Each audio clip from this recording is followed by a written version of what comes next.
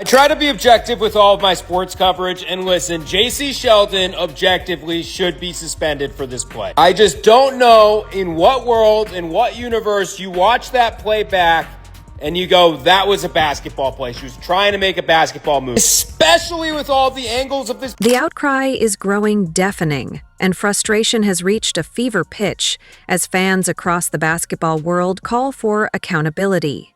The WNBA community is in uproar after Jacy Sheldon's blatant and dangerous hit on Caitlin Clark, an incident many believe crossed a line from physical play into outright assault. Supporters aren't just angry, they're demanding that Sheldon face significant financial penalties for her reckless behavior that put the league's biggest star at serious risk of injury and potentially jeopardized her entire career.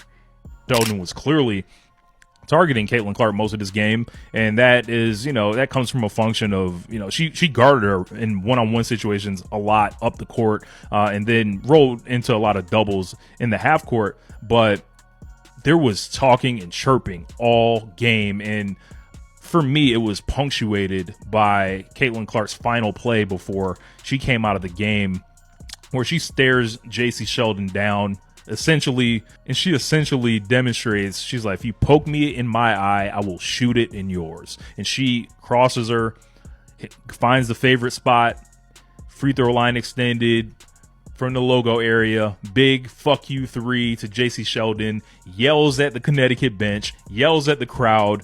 Her and Jacy Sheldon come back together. Caitlin fires up the audience, basically tells Jacy Sheldon, you are a bum.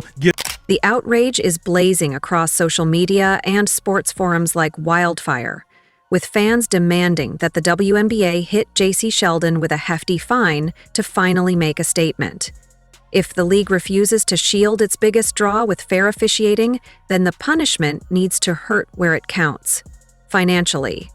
Supporters argue that only a steep, wallet-draining consequence will make future offenders think twice before turning Caitlin Clark into a punching bag on the court. Every time Caitlin Clark takes the court, her opponents act like they've been booked for a main event brawl. The WNBA is doing nothing about it. Opponents aren't playing ball. They're strategically ambushing her. They're trying to injure her. Opponents bring chaos. She brings composure. And what Sophie did last night is completely valid. The WNBA has to do something about this. What should have been a routine Tuesday night showdown between the Indiana Fever and Connecticut Sun quickly devolved into yet another disturbing episode in the ongoing saga of Caitlin Clark being targeted with zero protection. Once again, the WNBA stood idly by, but this time the incident was so reckless, so unmistakably intentional, that even casual fans couldn't ignore the malice behind Jacy Sheldon's move. It wasn't just physical, it was personal. And yet again, the league's silence was louder than any whistle. Caitlin Clark and Jacy Sheldon. There's a legitimate hatred there. If you guys have heard, this Ohio State team, this 2023 Ohio State team, hated that Iowa. Man, this is Jacy Sheldon, who was Caitlin Clark's direct matchup in these games. Like I tweeted out, forget Angel, forget Dejanay. This is Caitlin Clark's one true rival. Jacy Sheldon intentionally jabbed Caitlin Clark in the eye during a defensive sequence, an action with the potential to cause serious, even permanent harm to the WNBA's biggest star. What made it all the more disturbing was the smug smirk Sheldon flashed afterward. Fans immediately called it for what it was, not a fluke or heat-of-the-moment misstep, but a targeted, calculated strike against the very player who has dragged the league into national relevance. This wasn't basketball. It was a cheap shot disguised as defense. Funny thing about that whole Caitlin and Jacy situation last night is it's like on a if you know thing. These two have been running the friendly fade on the court for like the last 4 years. They played in college, had great battles, so I'm not surprised last night happened. If you are enjoying, please leave a like and subscribe our channel. The sequence of events that followed was equally disturbing. After poking Clark in the eye, Sheldon continued her aggressive behavior by grabbing Clark's arm and digging her nails into her skin, an additional foul that went completely uncalled by the referees. Then, as if the eye poke wasn't enough, Marina Mabrey joined the attack by shoving Clark to the ground from behind while she was still recoiling from the initial injury. Oh, you know what? I'm just going to be me. I don't go in there trying to predetermine anything. I'm dialed in. I need to focus on hitting my shots, making sure I'm executing the schemes right. I'm not focused on the extracurricular activities. And you know what? During that, it was just part of the game. I think the refs had a lot to do with that. It was a build-up for a couple of years now of them just not protecting, the star player of the WNBA. And so at the end of the day, I'm going to protect my teammates. That's what I do. And I'm a team player, so it's all good. The immediate aftermath of Sheldon's attack revealed the depth of fan frustration that has been building for years. Within hours of the incident, social media exploded with demands for severe punishment, with fans calling for everything from massive fines to season-long suspensions. The hashtag #BanJacySheldon began trending across multiple platforms as supporters of Caitlin Clark flooded Sheldon's Instagram account with harsh criticism. Comments ranged from calling her unprofessional and bitter to questioning whether she belongs in any professional league. You look at it from behind or from the side, it's so obvious that she straight up leapt out towards Caitlin and got her right in the eye. And the more I try and watch it back and you try to be objective, there is no world where this was a basketball play. And yes, she was playing tough defense on Caitlin up until that point, but she leapt forward. And it's not like it's defensible where you can say she tried to get the ball, because her hand at that point was so far away from where the ball was. It's not like Caitlin was dribbling the ball up near her face. How she was not ejected for this, I don't know. The broadcast was talking about it, and that's why Sophie Cunningham even had the opportunity to hard foul her at the end. I don't know what you do, but the league's got to do something. Even prominent media personalities joined the chorus of outrage. Jimmy Fallon used his platform on The Tonight Show to directly address the WNBA leadership, saying, "What is going on in the WNBA? Protect Caitlin Clark at all costs, please. Enough of this, please." When mainstream entertainment figures are publicly calling out the league's failures, you know the problem has transcended basketball. Dave Portnoy from Barstool Sports didn't mince words in his criticism, calling the attackers jealous loser punks and suggesting they should go play in a recreational league where no one cares about you. This type of mainstream media attention is exactly what the WNBA doesn't want: negative publicity that exposes their systematic failure to protect their most valuable asset. How he'd stop the fighting, he thought they meant the WNBA. What is going on? Protect Caitlin Clark at all costs, please. Enough of this. Please.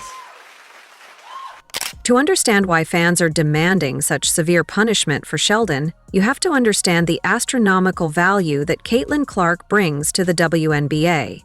The numbers don't lie, and they paint a picture of a league that owes its current success entirely to one player. According to Dr. Ryan Brewer, an associate professor of finance at Indiana University Columbus, Caitlin Clark was responsible for a staggering 26.5% of all WNBA economic activity during her rookie season alone.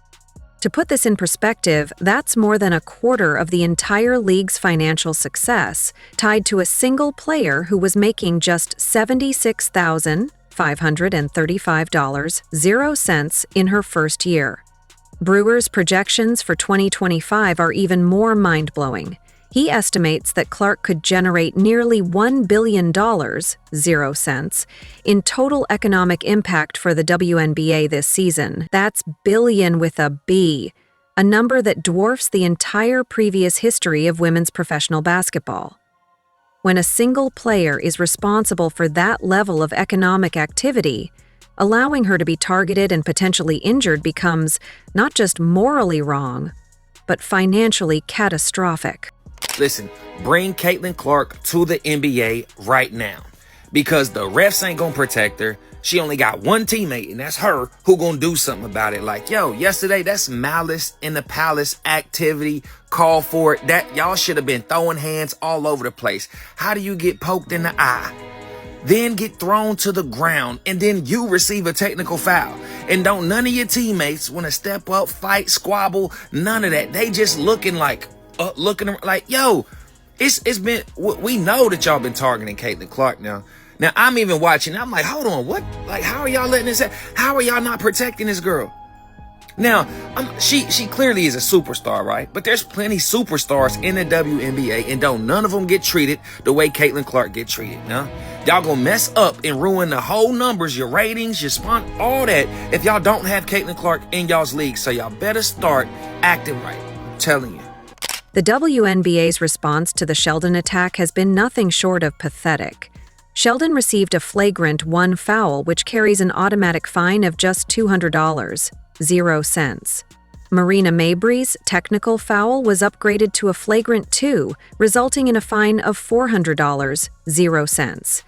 To put these penalties in perspective, that's less money than most people spend on a nice dinner. Meanwhile, Sophie Cunningham, who finally stood up to defend Clark, received not only a flagrant 2 foul during the game, but was also hit with an additional undisclosed fine from the league. The message is clear. Attack Caitlin Clark and pay $200, 0 cents, but defend her and face multiple punishments. The system is completely backwards. Fans aren't just upset about the inadequate punishment, they're actively organizing to demand change. Multiple petitions have emerged calling for more severe discipline, with hundreds of signatures accumulating in just days. The sentiment is unanimous. The current fine structure is completely insufficient for the severity of the offense. Social media campaigns have sprouted with specific demands. Fans are calling for fines in the tens of thousands of dollars, arguing that anything less than a month's salary isn't a real deterrent. Some are even demanding that a portion of any fine be paid directly to Caitlin Clark as compensation for the targeting she's endured. This has been a very contentious 12 hours since the game.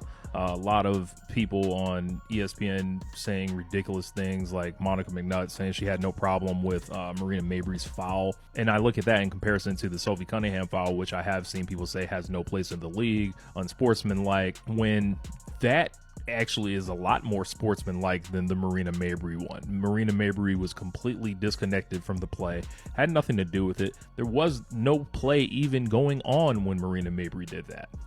The logic is sound from both a financial and safety perspective. If Jacy Sheldon's eye poke had caused serious damage to Clark's vision, the WNBA could have lost hundreds of millions in revenue. From a pure business perspective, the WNBA's approach to protecting Caitlin Clark makes no sense whatsoever. They're sitting on the biggest phenomenon in women's sports history, a player who has transformed their attendance figures, television ratings, and merchandise sales, yet they're allowing her to be systematically targeted by players with grudges. When teams can't sell tickets without her presence, when television ratings triple when she plays, when entire cities reorganize their venues to accommodate the crowds she draws, the smart business move would be to ensure her safety and success through severe financial penalties for those who target her. Consider this: the Indiana Fever's franchise valuation jumped from $90 million 0 cents to $340 million 0 cents in just 1 year, almost entirely due to Clark's arrival. That's a $250 million increase in value attributable to a single player. When that level of financial impact is at stake, a $200 0 cents fine for attacking that player isn't just inadequate, it's financially irresponsible. Realize that what you have in Caitlin Clark is a once-in-a-generation talent. She was massively successful in college, and that's transcended into the WNBA, where she's leaps and bounds above pretty much most every player there. You're allowing her to get beaten up on the regular during games, flagrant fouls, people trying to take her eye out. That's happened a couple different times last year and this year. And you're not protecting. Beyond just fining Sheldon, fans are increasingly arguing that Caitlin Clark deserves direct compensation for the abuse she's endured. The logic is straightforward. If a player is being systematically targeted in ways that no other player in league history has experienced, and if that targeting is directly related to her massive value to the league, then she deserves financial compensation beyond her standard salary. Clark's current salary is a joke compared to her economic impact. She's making $78,000 0 cents this season, while generating nearly $1 billion, 0 cents, in economic activity for the league. That's a return on investment that would make any business executive weep with joy, yet the league allows their golden goose to be attacked with impunity. Some fans have proposed a protection bonus system where any player who commits flagrant fouls against Clark must pay a percentage of their salary directly to her. Others suggest that the league itself should provide additional compensation to Clark for enduring treatment that goes far beyond normal basketball competition. Given Clark's unprecedented impact on the WNBA's financial success, creating a protection and compensation system specifically for her would be both fair and financially prudent. One could argue she is an A-level star, and they don't even have B and C level stars. From A, it drops to D. She is the entire league, and they allow things like this to happen last night against the Connecticut Sun. Watch when Caitlin Clark is trying to create some space. It looked like she just got hit in the eye there.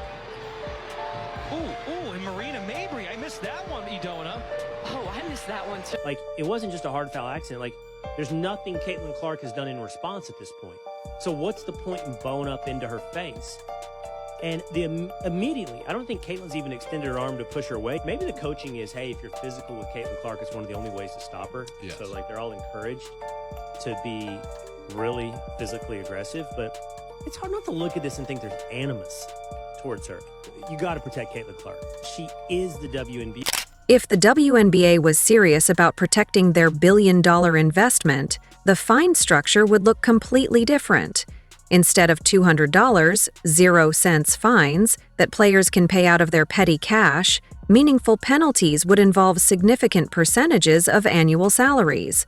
A real deterrent would fine players like Sheldon a minimum of $25,000, 0 cents, for deliberately targeting Clark's eyes or other vulnerable areas. For context, that would represent roughly 10% of a typical WNBA salary, making it a genuinely painful consequence that would make players think twice before attempting similar attacks. For repeat offenders or particularly egregious attacks, fans are calling for fines of $50,000, 0 cents, or more, along with automatic multi-game suspensions. The message needs to be clear. If you want to play in the WNBA, you respect and protect the player who has made the league financially viable. Fans demand larger fines, partly paid to Clark, to punish aggressors and compensate her for unprecedented targeting. Caitlin Clark is non-disrespectable. That's not even a word, but I'm going to just use it for the point of my video. You cannot disrespect the nucleus of women's basketball and act like it's not going to be a problem, man. Oh, Caitlin Clark could do this, but other people can't. You goddamn right. Because she's the center of women's basketball. We've said this a million times. Clark changed the game. She is the nucleus, the center, the black hole. Everything revolves around Clark with women's basketball, man, because of her influence. Part of the fan outrage stems from the consistent failure of WNBA referees to properly protect Clark during games. Time and again, obvious fouls are ignored, flagrant attacks are downgraded to common fouls, and Clark herself is penalized for defending herself.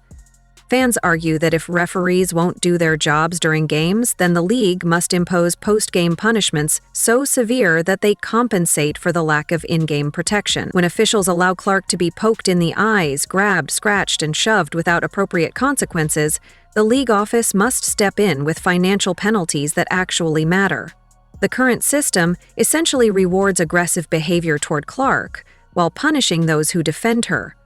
This backwards incentive structure has created an environment where attacking the league's biggest star is seen as acceptable, while protecting her results in ejections and fines. Caitlin Clark is the golden goose. Every game she is dropping golden eggs, and they are trying to strangle the golden goose to death. There's jealousy, there is hate. Everyone in the league seems to hate the fact that Caitlin Clark is making the league relevant. If I were advising Caitlin Clark, I would say start your own pro basketball league for women. I don't know why she benefits from the WNBA at all. She could go out, she is the draw for women's basketball, and set up her own league She might even be able to own the majority of the league. She could probably become a billionaire. Set it up with far fewer teams. You play far fewer games. Heck, they did it with Live Golf. I think the audience would follow Caitlin Clark wherever she... The WNBA's failure to protect Caitlin Clark endangers her career, allowing unchecked aggression against her will only escalate targeting, risking serious injury. Fans, unlike the league, recognize Clark's immense value and her fans' loyalty. If the WNBA continues to undermine its biggest star, international leagues, especially in Europe, could offer her better protection, respect, and compensation, potentially luring her away to an environment that values her. The solution to this crisis is straightforward, but it requires the WNBA to acknowledge the reality of their situation. Caitlin Clark is not just another player, she is the economic engine that drives the entire league.